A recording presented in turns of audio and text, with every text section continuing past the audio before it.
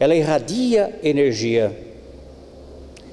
Então nós chegamos à conclusão que cada um de nós é uma energia pulsante. Nós somos uma infinidade de moléculas, de células e de átomos pulsantes em sintonia com o quê? Com a nossa mente, que também irradia energia através do pensamento.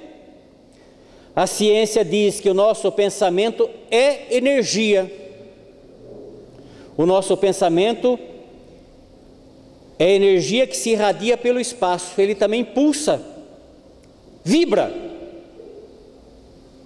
O pensamento é energia eletromagnética que se irradia pelo espaço. Então nós somos uma fonte geradora de energia. O nosso pensamento cria formas mentais, nós criamos vida ao nosso pensamento, nós damos vida ao nosso pensamento. Nesse final de semana foi noticiada a morte do José Mindlin, um homem que tinha 92 anos, e numa das entrevistas ele disse: eu sou um garoto de 92 anos. É uma coisa de admirar. Realmente aquele homem tinha uma energia, uma sabedoria. A biblioteca que ele doou, aquele homem leu, o que ele continha de sabedoria, de aprendizado.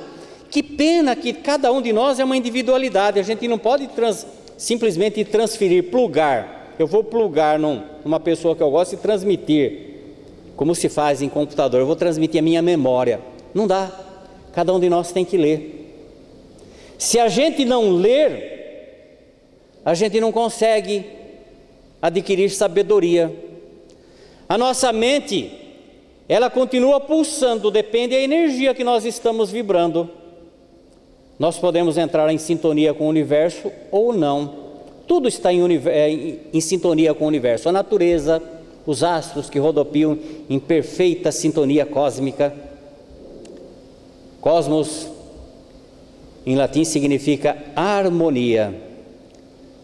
E derivado dessa palavra veio a palavra cosmético, em português. Daí dá para a gente entender que as mulheres, quando entram naquelas lojas e gastam uma fortuna comprando cosméticos, elas não estão procurando só a beleza exterior, elas estão em busca de harmonia. Não é verdade? É só uma cultura inútil para a gente saber o derivado de cosmético.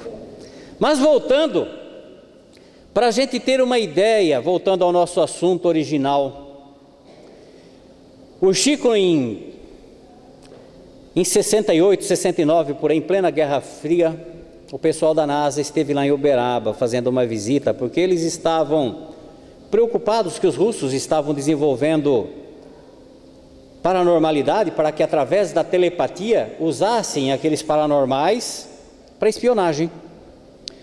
Os americanos, preocupados com isso, começaram a desenvolver também os paranormais nos Estados Unidos.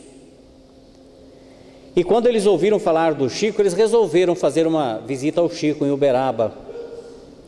E trouxeram um aparelho que media a radiação energética da aura.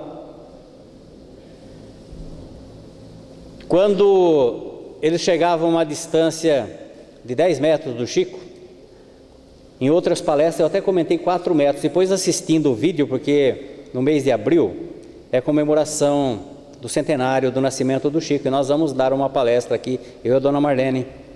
Então eu estou pesquisando bastante o Chico, e no lado científico tem coisas interessantíssimas, coisas que aconteceram com o Chico, que nós vamos estar falando aqui. Mas dizem que quando esse pessoal da NASA chegava perto do Chico, a uma distância de 10 metros, aquele aparelho enlouquecia. Ficava doido, ficava biruta.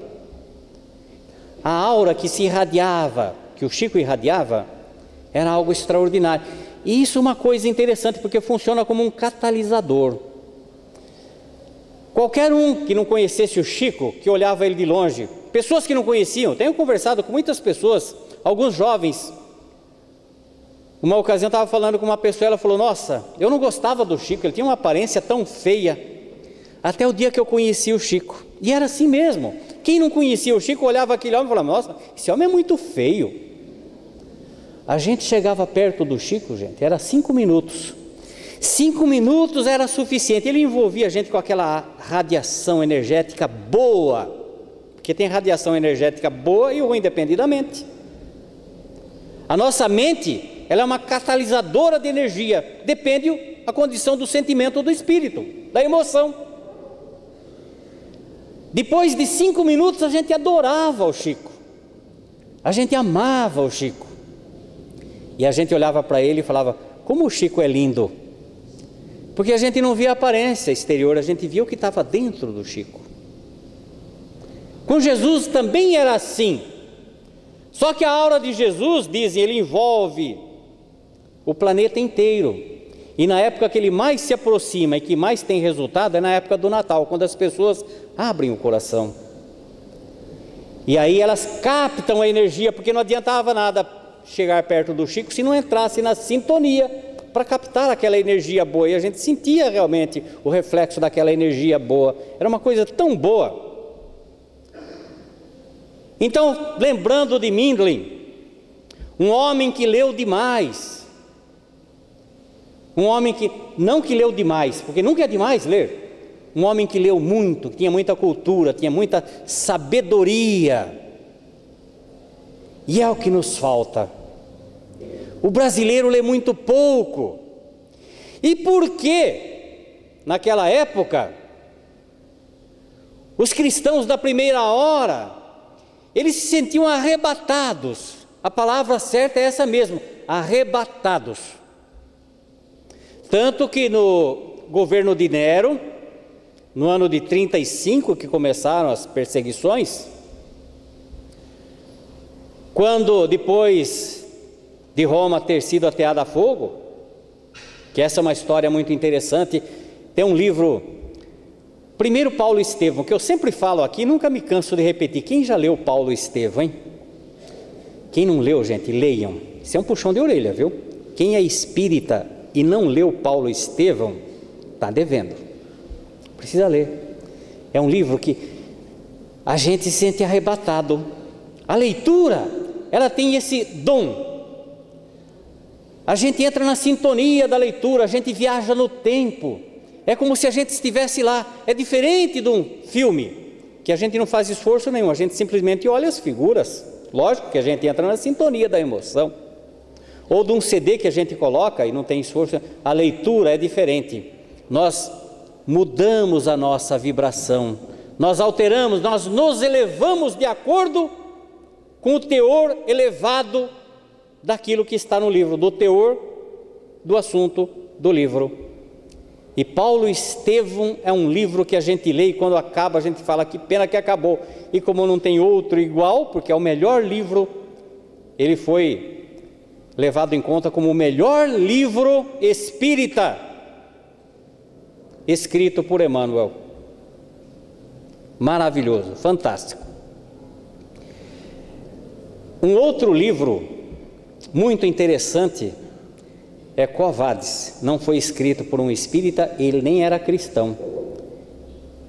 Henrique, ele era um polonês, e quando ele começou a escrever esse livro, ele começou a pesquisar e começou a achar interessante o assunto. Ele fez uma pesquisa, pesquisou mais de 10 anos. Ele escreveu o livro e depois que ele acabou de escrever o livro, ele havia se convertido ao cristianismo.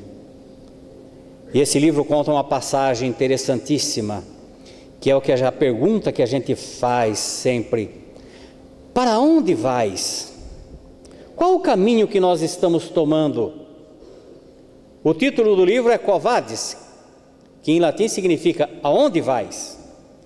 E ele conta lá que Nero, na sua loucura, depois do incêndio em Roma, porque ele queria ser um poeta que se igualasse a Homero, a Virgílio, e alguém disse para ele: mas Virgílio e Homero fizeram poemas épicos porque se basearam em fatos reais. E alguém sugeriu, alguém com uma ideia de jirico falou para ele: você precisa ver um fato assim que te choque, algo extraordinário, e você vai sentir a inspiração.